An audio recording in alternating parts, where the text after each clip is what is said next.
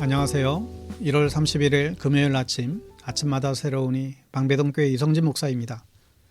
설 명절이 끝나고 다시 일상으로 돌아오는 금요일 아침입니다.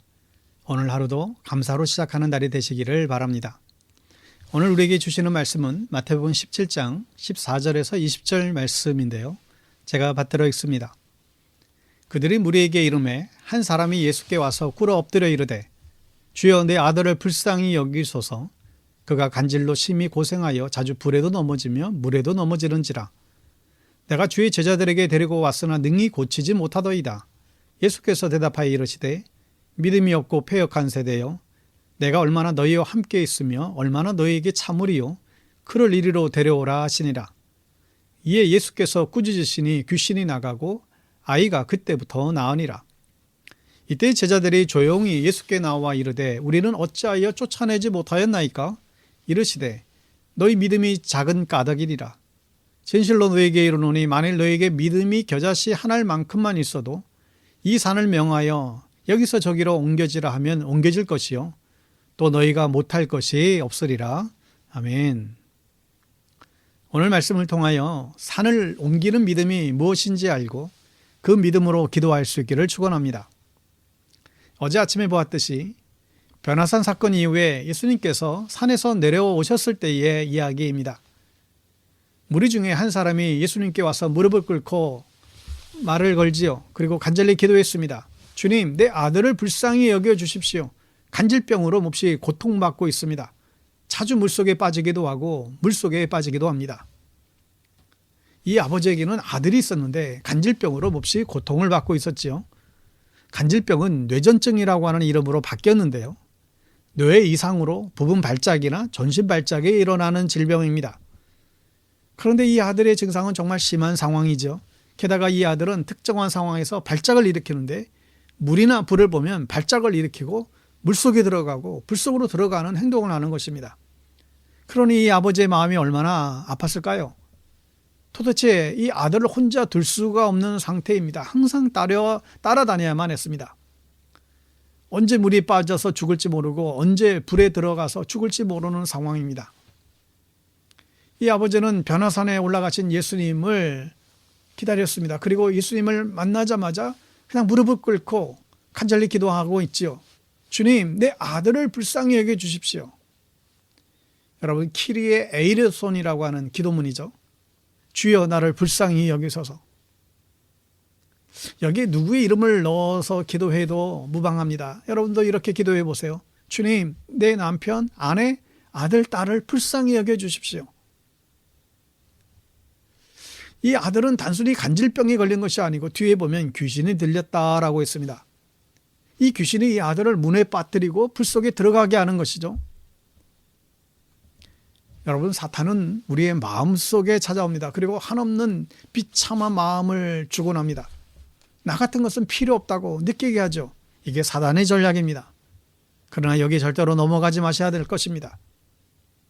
그런가 하면 스스로 너무 잘난 척도 여러분 하시지 말아야겠지요. 이 공주병과 왕자병도 어쩌면 사탄이 주는 마음이에요. 여러분, 여기 5만 원짜리 돈이 있다고 상상을 해보세요. 제가 이 돈을 짓밟고 구겨 넣는다 하더라도 여전히 5만 원짜리 돈의 가치가 있습니다. 사탄이 우리를 아무리 구기고 밟아도 우리는 존귀한 하나님의 자녀이지요. 나를 위해서 주님께서 십자가를 지셨습니다. 당신은 주님 안에서 존귀한 사람입니다. 이 사실을 잊지 말아야 합니다. 여러분, 사탄의 장난에 노란하지 마십시오. 우리는 존귀한 주님의 자녀입니다. 이 자존심을 갖고 살아야 되겠죠. 아무리 우리가 실패하고 밟히고 구겨져도 우리는 존귀한 주님의 자녀입니다. 이 존귀한 주님의 자녀임을 늘 명심하며 살 수 있기를 축원합니다. 두 번째 교훈은 예수님이 계셔야 모든 문제를 해결할 수 있다. 이 전제를 우리가 생각해 볼 수 있습니다. 이 아버지는 먼저 예수님의 제자들을 찾아가서 자기 아들을 고쳐달라고 부탁을 했죠. 그러나 그들은 고치지 못했지요. 그 이유가 무엇일까요? 무엇보다 예수님께서 안 계셔서 고침을 못 받았습니다.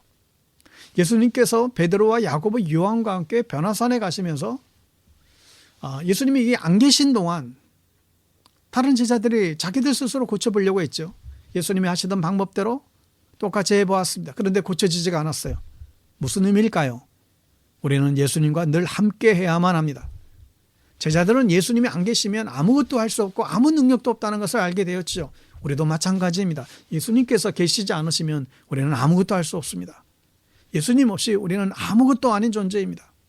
예수님은 늘 우리와 함께 하시죠. 늘 우리 곁에 계시고 우리 마음속에 계시고 우리 앞에 계시고, 그러니 이 예수님을 늘 인정하며 우리는 살아가야 됩니다. 여러분, 하루에 한 번이라도 예수님의 이름을 부르세요. 그리고 내 속에 계신 그 주님과 대화하려고 여러분 노력해 보십시오. 예수님을 없는 사람처럼 여러분 예수님을 무시하고 있지는 않으신가요? 늘 함께 하신다고 하셨는데 우리는 왜 자꾸 예수님을 무시하고 살아갈까요? 늘 함께 하시는 예수님과 여러분 대화하고 여러분 동행하며 살아갈 수 있기를 바랍니다. 주님과 함께 가는 길은 능력의 길입니다. 주님과 함께 가는 길은 두려움이 없어요. 주님과 함께 여러분의 인생의 길을 걸어가기를 축원합니다. 두 번째로 제자들이 못 고친 이유는 무엇일까요? 그들에게는 능력이 없어서 못 고쳤습니다. 제자들은 예수님과 3년을 같이 다녔지요. 예수님께서 귀신을 어떻게 쫓아내는지 분명히 봐서 알고 있었습니다. 근데 옆에서 볼 때는 분명히 자기들도 될 것 같았어요. 그런데 직접 해보니 완전히 다른 것이죠. 여러분, 운전이 그렇지 않은가요? 옆에서 앉아있을 때는 다 할 수 있을 것 같아요. 그런데 직접 해보지 않으면 스스로 할 수가 없습니다. 여러분, 마치 옆에 앉은 운전사 같이 예수를 믿어서는 안 될 것입니다. 내가 직접 해봐야 하고 내가 직접 봉사해봐야 알죠. 교회에서도 무거운 직분도 맡아보고 중직자가 되게 되면 그 전에 보이지 않는 것들이 보이기를 시작합니다. 디모데후서 3장 5절에 이런 말씀이 있어요. 경건의 모양은 있으나 경건의 능력은 부인하니 이 같은 자들에게서 내가 돌아서라. 경건에는 모양과 능력이 있음을 알 수 있죠. 제자들은 경건한 모양은 많이 봤어요. 그래서 경건한 모양은 갖추었지만 경건의 능력은 없었죠. 귀신을 쫓아낸 능력이 그들에게는 없었습니다. 그러나 분명한 것은 이 경건의 모양이 있어야 능력도 생긴다는 거예요. 여러분, 경건의 능력은 경건이 모양이 있어야 됩니다. 이 모양 없이 능력이 나올 거라고 여러분 기대하지 마십시오. 이 경건의 모양을 무시하면 능력도 없습니다. 그러니 우리에게 이 경건의 삶, 이 경건의 모양을 우리가 우선적으로 갖추어야 되겠죠. 우리가 늘 기도해야 되겠고요. 늘 말씀을 봐야 하는 것이고요. 늘 예배의 자리로 나아가는 것이죠. 여러분, 이 경건의 모양이 안 되면서 우리에게 경건의 능력은 생길 수가 없습니다. 나는 늘 기도해서 나는 앉아서 정확하게 기도하는 시간을 안 가져도 된다. 여러분, 이럴 때 기도의 능력이 나올까요? 나는 하나님의 뜻대로 늘 살기 때문에 나는 말씀 보지 않아도 된다. 이럴 때 말씀의 능력이 나올까요? 나는 늘 예배드리는 마음으로 살기 때문에 예배드리지 않아도 돼. 이런 사람에게 예배의 능력이 나올까요? 우리가 속지 말으셔야 됩니다. 경건은 그 모양에서 능력이 나오기 마련이죠. 경건의 모양을 갖추고 경건의 능력을 채우는 저와 여러분 될 수 있기를 바랍니다. 마지막 교훈은 겨자씨 같은 믿음을 키우라는 것입니다. 예수님께서는 아이를 불러 귀신을 바로 내쫓으셨죠. 아이에게서 귀신이 나가는 정상적인 아이가 되었습니다. 이 제자들이 너무 놀라 예수님께 왜 자신들은 실패했는지 묻게 되죠. 이때 예수님이 말씀하십니다. 너희에게 겨자씨 하나일 만한 믿음이라도 있으면 이 산더러 여기에서 저기로 옮겨가라 하면 그대로 될 것이요 너희가 못할 것이 없을 것이다. 여기서 아주 이해할 수 없는 표현이 나오죠. 여러분, 믿음은 추상명사입니다. 믿음은 볼 수도 없고 잴 수도 없어요.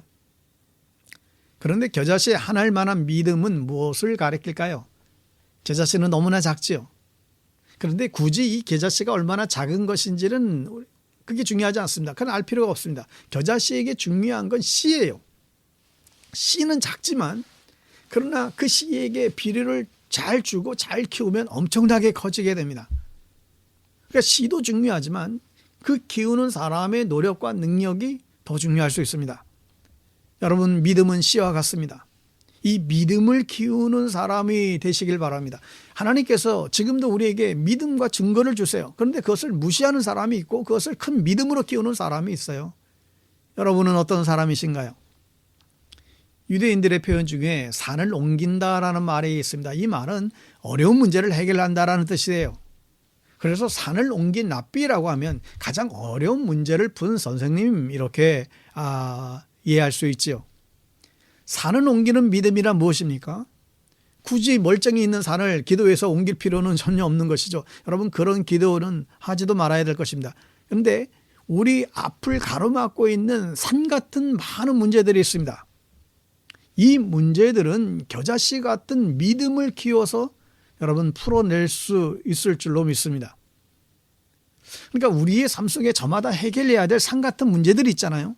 그러나 우리에게 겨자씨 같은 작은 믿음이 있다면 절대로 좌절하지 않을 것입니다. 그러므로 나에게 주신 이 작은 믿음을 여러분 크게 키워나가시기를 바랍니다. 아마 여러분들에게는 나름대로 기도 응답이나 하나님께서 주신 증거들이 다 있을 거예요. 그러나 그냥 그 은혜를 무시하고 그 은혜를 잊어버리고 사는 것이죠. 받은 은혜보다는 못 받은 은혜를 늘 불평하며 살아가곤 합니다. 그러므로 큰 믿음을 달라고 기도하기 앞서서 우리 안에 주신 그 작은 믿음을 여러분 크게 키워 가셔야만 합니다. 그런데 그 키우는 것은 내가 해야 될 일이에요. 여러분 마음속에 주신 겨자씨 같은 믿음을 찾으십시오. 그리고 이 겨자씨로 숲 같은 믿음으로 키워 가시기를 바랍니다. 그러면 산을 움직일 수가 있습니다. 겨자씨 같은 믿음으로 산 같은 문제를 해결하는 저와 여러분 될 수 있기를 주의 이름으로 축원합니다. 기도하겠습니다. 하나님 아버지, 죽을 수밖에 없는 죄인들을 존귀한 하나님의 자녀로 삼아주시니 감사합니다. 세상이 무엇이라고 하든지 하나님의 자녀로서의 자존심을 우리가 잃지 않고 살게 해 주십시오. 기쁠 때나 슬플 때나 주님께서는 항상 나와 함께 하시는 줄 믿습니다. 나와 함께 하시는 주님을 늘 존중하며 예수님과 동행하며 살아가는 저희들 되게 하여 주옵소서. 우리에게 또한 경건의 모양이 있게 해주셔서 늘 기도하고 늘 말씀 보고 늘 예배하는 경건의 삶을 저희들 살게 해 주시고 또한 그로부터 경건의 능력도 나타나게 하여 주시옵소서. 우리에게 겨자씨 같은 믿음의 씨앗을 심어주시니 감사합니다. 비록 이게 작은 믿음의 씨앗이지만 이것을 잘 키워서 산 같은 문제를 해결하는 믿음의 용사들 다 되게 하여 주시옵소서. 예수님의 이름으로 기도드립니다. 아멘. 오늘 하루도 말씀에 이끌려 성령님과 동행하는 아름답고 복된 날 되시기를 바랍니다. 샬롬.